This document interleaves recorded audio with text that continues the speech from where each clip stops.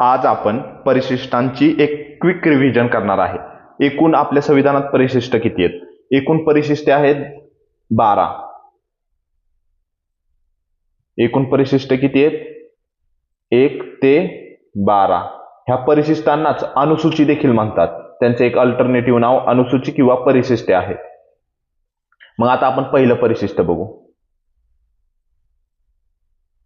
आता हे पहिले परिशिष्ट कशासाठी आहे? हे पहिले परिशिष्ट कलम 1 संबंधित आहे. 1 संबंधित आहेत. ह्याच्यामध्ये काय आहे? ह्याच्यामध्ये भारतातील संघ, भारत ज्या राज्यांचा संघ आहे त्यांची नावं आहेत ह्याच्यात. म्हणजे 28 राज्ये व 8 केंद्रशासित प्रदेश यांची नावे परिशिष्ट 1 मध्ये आहेत. परिशिष्ट 2 बघू आता आपण. परिशिष्ट 2 मध्ये काय आहे? परिशिष्ट 2 मध्ये पगार, भत्ते आणि विशेष अधिकार आहेत. कोणते कोणते आहेत विशेष अधिकार? राष्ट्रपतींचे आहेत. कोणत्या कलमनुसार? 53(3) नुसार राष्ट्रपतीचे वित्तीय उपलब्धी भत्ते म्हणजेच त्यांचे पगार आहेत त्याच्यात. अजून एक सांगायचं झाल्यावर कलम 75(6) मध्ये, कलम 75(6) मध्ये केंद्रीय मंत्र्यांचे पगार आहेत. मग अजून एक कलम झाल्यावर 97 मध्ये कोणते आहेत? राज्यसभाचे सभापती व उपसभापती यांचे पगार भत्ते आहेत. सोबतच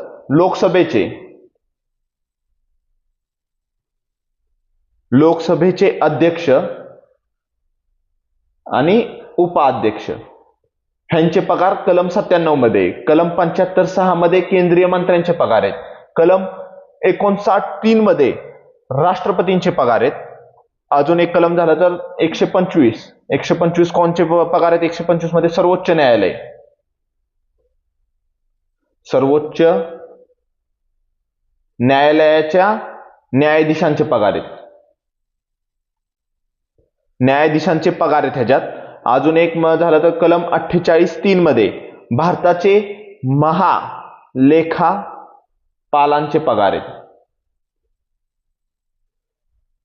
कलम 148(3) मध्ये भारताच्या लेखापालांचे पगार आहेत.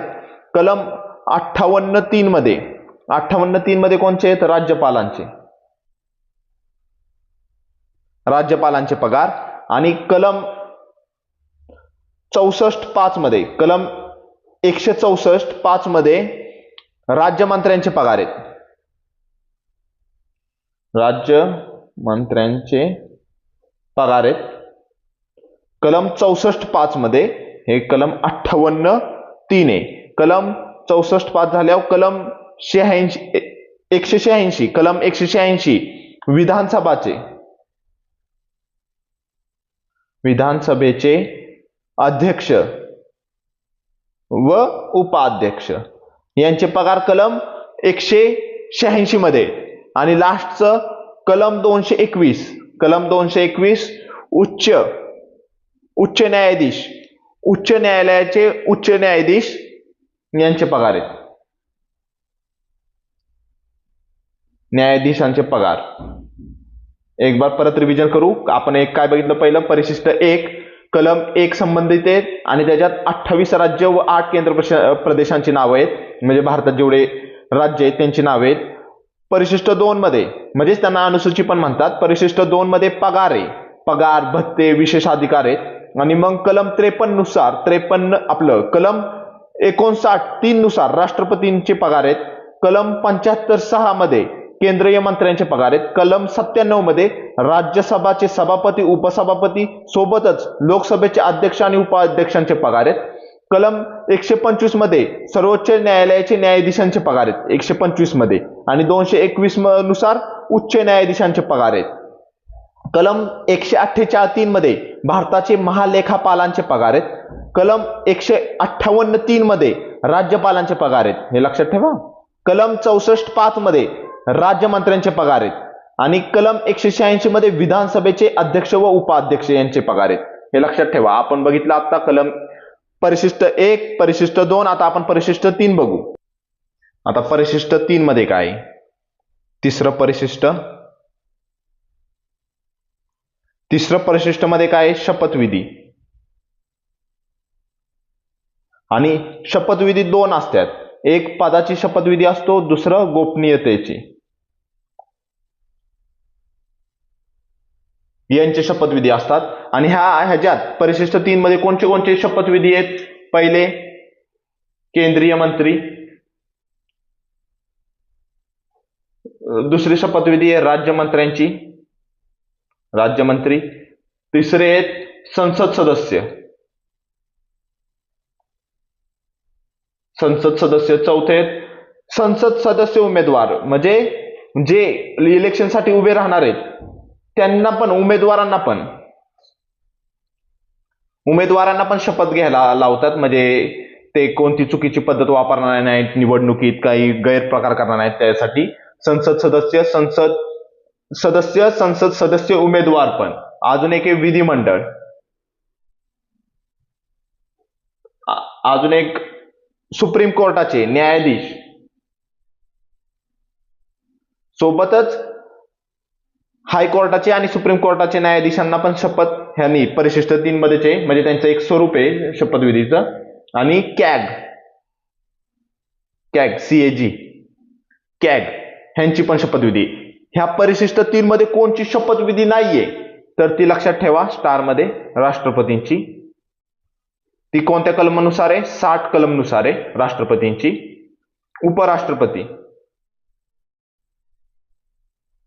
उपराष्ट्रपती शॉर्ट फॉर्म मध्ये लक्षात ठेवा. 69 मध्ये उपराष्ट्रपती. आणि राज्यपालची 159 मध्ये.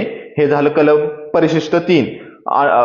परिशिष्ट 3 बघा. परिशिष्ट 1 मध्ये कलम 1 संबंधित आहे, त्याच्यात राज्यांची नावे आहेत. कलम परिशिष्ट 2 मध्ये पगार आहेत, आणि ते ही कलम आहेत. परिशिष्ट 3 मध्ये शपथविधी आहे. कोणते शपथविधी आहे आणि कोणते ह्या परिशिष्टात शपथविधी नाही आहेत हे. आता आपण परिशिष्ट 4 बघू. परिशिष्ट 4 परिशिष्ट. हे 4 परिशिष्ट कशासाठी आहे? हे 4 परिशिष्ट राज्यसभेच्या जागांची वाटणी.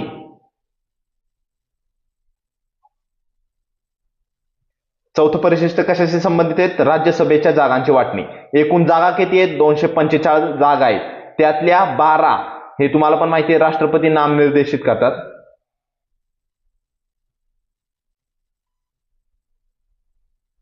आणि राहिलेल्या 233 जागा ह्यांच्यावर निवडणुका होत्यात. 28 राज्ये आणि 8 केंद्रशासित प्रदेश ह्यांच्यात. ह्या 233 जागा ह्या 28 राज्यात आणि 8 केंद्रशासित प्रदेशांच्यात विभागल्या जातात. आणि 12 ह्या राष्ट्रपतींद्वारा नामनिर्देशित होतात. म्हणजे एखाद्या मोठ्या कार्यामध्ये कशामध्ये जर असतील तर ते राष्ट्रपतींनी त्यांचं नामनिर्देशित करतात आणि डायरेक्ट त्यांना राज्यसभेचे सदस्य बनवतात. बाकी 233 जागांसाठी निवडणुका होत्यात. त्या 233 जागा ह्या किती? 28 राज्यांमध्ये 8 केंद्रशासित प्रदेशांच्यात विभागल्या आहेत. आपण 4 परिशिष्ट बघितली. आता आपण 5वं परिशिष्ट पाहू. परिशिष्ट 5. आता परिशिष्ट 5 मध्ये काय? परिशिष्ट 5 मध्ये अनुसूचित जाती किंवा अनुसूचित जमाती यांच्या क्षेत्राचे नियंत्रण किंवा प्रशिक्षण किंवा प्रशासन. अनुसूचित जाती जमाती यांच्या क्षेत्रांचे नियंत्रण किंवा प्रशासन, आणि हे कोणत्याद्वारे केलं जातं? हे राष्ट्रपतीद्वारा केलं जातं. आणि ह्या अनुसूचित जाती व क्षेत्रात कोणते 4 राज्य येत नाहीत तर ते सांगतो. हे 4 राज्य सोडून बाकीच्या ह्यांच्यात अनुसूचित जाती व जमाती यांच्या क्षेत्राचे नियंत्रण राष्ट्रपती करतात. हे कोणते राज्य आहेत? हे आहेत आसाम, त्रिपुरा, मिझोरम आणि मेघालय. हे या 5व्या परिशिष्टात येत नाहीत. ह्या राज्यांना सोडून बाकीच्या राज्यांमध्ये अनुसूचित जाती व जमाती यांच्या क्षेत्रांचे नियंत्रण व प्रशासन हे राष्ट्रपतीद्वारा केले जाते. आता आपण 6वं परिशिष्ट बघू. आता ह्या 6व्या परिशिष्टांमध्ये हे 4 राज्य आहेत ना, यांच्या आदिवासी क्षेत्रांचे प्रशासनाबाबत तरतुदी आहेत. प्रशासनाबाबत तरतुदी आहेत. आणि ह्या कोणत्या द्वारे प्रशासन केलं जातं? राज्यपालद्वारे यांचे प्रशासन केले जाते. कोणते 4 राज्यांच्या आदिवासी क्षेत्रांच्या प्रशासनाबाबत तरतुदी आहेत? परिशिष्ट 6 मध्ये आसाम, त्रिपुरा, मिझोरम आणि मेघालय या 4 राज्यांबाबत आहे. आणि कोणतं कलम आहे? कलम 244(2) आणि 275(1). आणि हे कशासाठी आहे? 244(1) ह्याच्यात आहे, संबंधित आहे. परिशिष्ट 5 244(1) संबंधित आहे. आणि परिशिष्ट 6 हे 244(2) आणि 275(1) या संबंधित आहे. राज्यपाल याचं नियंत्रण करतात. इथं राष्ट्रपती. परिशिष्ट 5 मध्ये अनुसूचित जाती व जमाती हे 4 राज्य वगळले जातात परिशिष्ट 5 मध्ये. पण परिशिष्ट 6 मध्ये फक्त हे 4 राज्यच ठेवली जातात आदिवासी क्षेत्रांच्या प्रशासनाबाबत. आता आपण 7वं परिशिष्ट बघू. 7वं परिशिष्ट सर्वात सोपं आहे. हे कशाच्या रिलेटेड आहे? हे 246 कलमाच्या रिलेटेड आहे. यात ना सूची आहेत. किती सूची आहेत? 1 संघ सूची, दुसरी राज्य सूची आणि तिसरी आहे समवर्त सूची. ह्याच्यामध्ये अधिकारांची विभागणी आहे. परिशिष्ट 7 मध्ये अधिकारांची विभागणी आहे.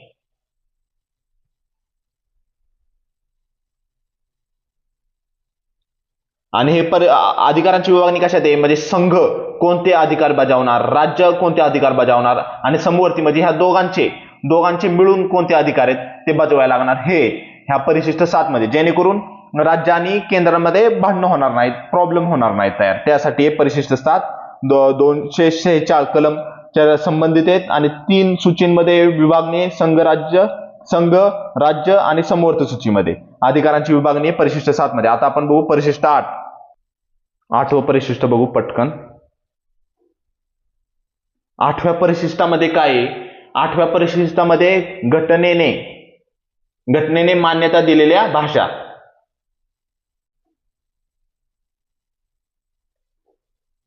घटनेने मान्यता दिलेल्या भाषा 1950 ला ह्या किती भाषा होत्या घटनेने मान्यता दिलेल्या? फक्त 14 भाषा होत्या. आणि आज 2026 ला ह्या झाल्यात 22 भाषा. आणि ह्या कोणत्या कलमांमध्ये? कलम 344(a) आपलं 1, 344(1) आणि 351 या कलमात आहेत. परिशिष्ट 8च्या संबंधित हे कलम आहे. आणि ह्याच्यात ह्या भाषा आहेत. पहिल्या सुरुवातीला मूळ भाषा ह्या 14 होत्या. स्टार्टिंगला किती मान्य केल्या? त्या 14. आणि आता 22 भाषा मान्य केल्यात. आता नवीन कोणत्या भाषा ऍड झाल्यात? 21वी घटना दुरुस्ती शॉर्ट फॉर्म मध्ये लिहितोय. 21वी घटना दुरुस्ती 1967 ला कोणती भाषा आली? सिंधी भाषा आली. परत 71वी घटना दुरुस्ती 1992 71वी घटना दुरुस्ती 1992 3 भाषा आल्या. ह्याची शॉर्ट ट्रिक आहे नमक, नेपाली, मणिपुरी आणि कोकणी. ह्या 3 भाषा आहेत. नमक शॉर्ट फॉर्म आहे ह्याचा. आणि आता ही शॉर्ट ट्रिक आहे. 21+71 92वी घटना दुरुस्ती 2003. यामध्ये 4 भाषा आल्या. BDMS बोंडो,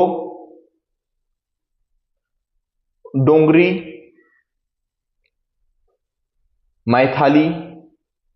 मैथिली आणि संथाली. तुम्हाला दिसलं नसेल, संथाली. BDMS 92वी घटना दुरुस्ती 2003.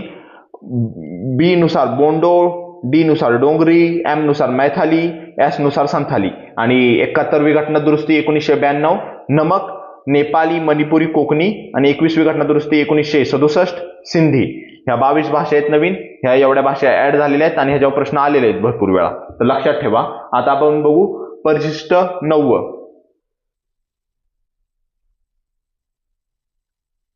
परिशिष्ट 9 हे कशासाठी आहे? हे एक भूसंपादनाचे कायदे ह्याच्यात समाविष्ट करण्यात आलेले आहेत.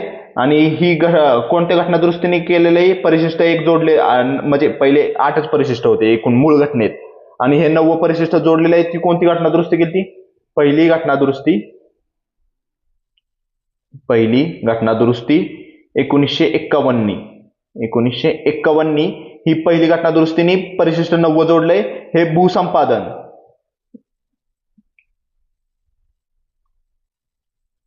ह्याच्यात भूसंपादनाचे कायदे समाविष्ट करण्यात आलेले आहेत. परिशिष्ट 9 मध्ये भूसंपादनाचे कायदे हे करण्यात आलेले आहेत, समाविष्ट करण्यात आलेले आहेत. कोणती घटना दुरुस्तीने परिशिष्ट 9 जोडलं? पहिली घटना दुरुस्ती 1951 हे जोडलेले आहे. आणि मग परिशिष्ट 10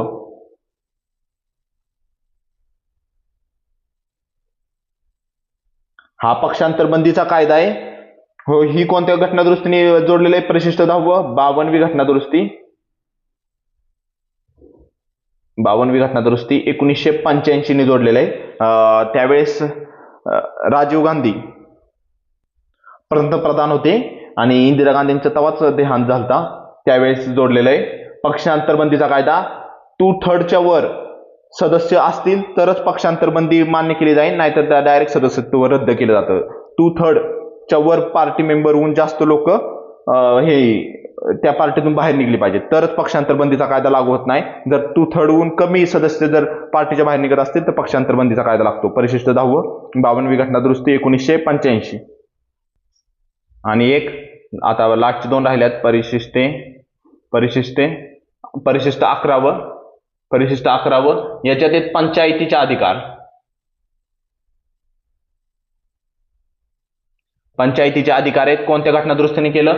73वी घटना दुरुस्ती. ही परिशिष्ट जोडले 11 व 73वी घटना दुरुस्ती 1992. 73वी घटना दुरुस्ती 1992 नी पंचायतीचे अधिकार परिशिष्ट 11 मध्ये जोडले. परिशिष्ट 12 कधी जोडलं?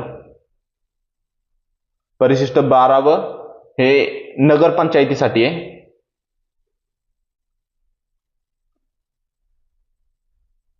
नगरपालिका अधिकारांसाठी आहे.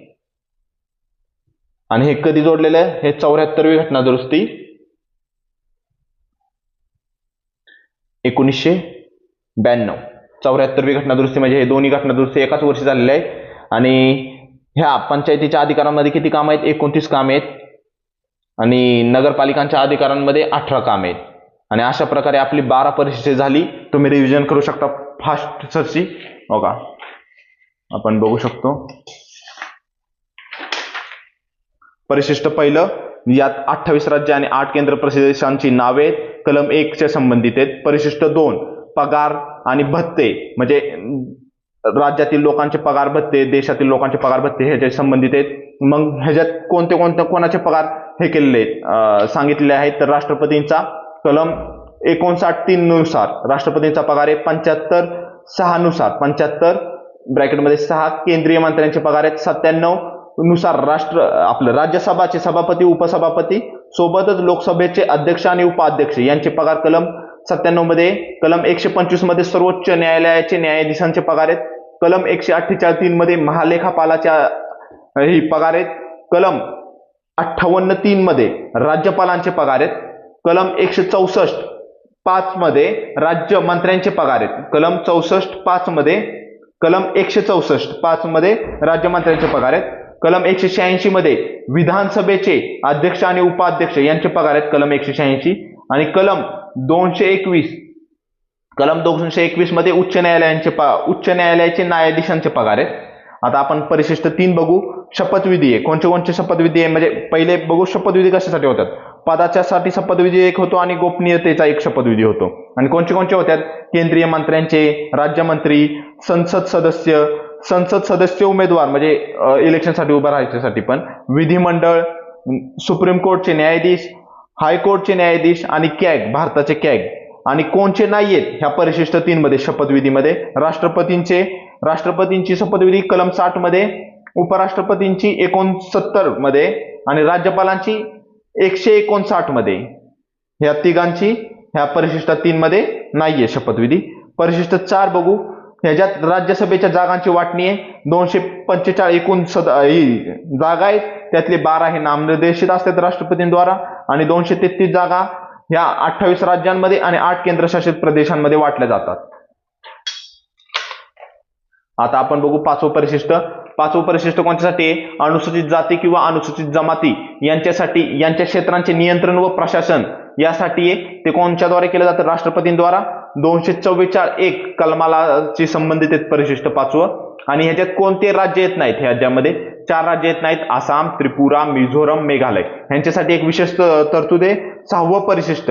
या 4 राज्यांतल्या आदिवासी क्षेत्राचे प्रशासनाबाबत तरतुदी परिशिष्ट 6 मध्ये केलेले आहे. हे कोणत्याद्वारे प्रशासन केलं जातं? राज्यपालाद्वारे. आणि कोणते कलमाशी संबंधित आहेत? कलम 244(2) आणि 275(1) यासाठी. आता परिशिष्ट 7वं बघू. परिशिष्ट 7व्यामध्ये काय आहे? अधिकारांची विभागणी आहे. कलम 246 संबंधित आहे. अधिकारांची विभागणी राज्य आणि केंद्र यांच्यामध्ये संघसूची, राज्यसूची आणि समवर्ती सूची. संघसूचीची कामे हे केंद्राला करायला लागतात, राज्यसूचीची कामे हे राज्याला, आणि समवर्ती सूची म्हणजे दोघांची मिळून असतात ती कामे. परिशिष्ट 8 मध्ये काय? परिशिष्ट 8 मध्ये घटनेने मान्यता दिलेल्या भाषा आहेत. घटनेने मान्यता दिलेल्या भाषा आहेत त्या 1950 ला सुरुवातीला किती होत्या? 14 भाषा होत्या. 2026 ला 22 भाषा झालेल्या आहेत. मग त्या बाकीच्या भाषा कशा जोडल्या? तर 21वी घटना दुरुस्ती 1967 सिंधी भाषा जोडली. 71वी घटना दुरुस्ती 1992 नेपाळी, मणिपुरी आणि कोकणी ह्या 3 भाषा जोडल्या. शॉर्ट ट्रिक नमक. 92वी घटना दुरुस्ती 2003 BDMS, हिट्रिके, बोंडो, डोंगरी, मैथाली आणि संथाली ह्या 4 भाषा आहेत. परिशिष्ट 9 मध्ये काय? परिशिष्ट 9 हे नवीन जोडले, कारण की 8च परिशिष्ट होती मूळ संविधानात.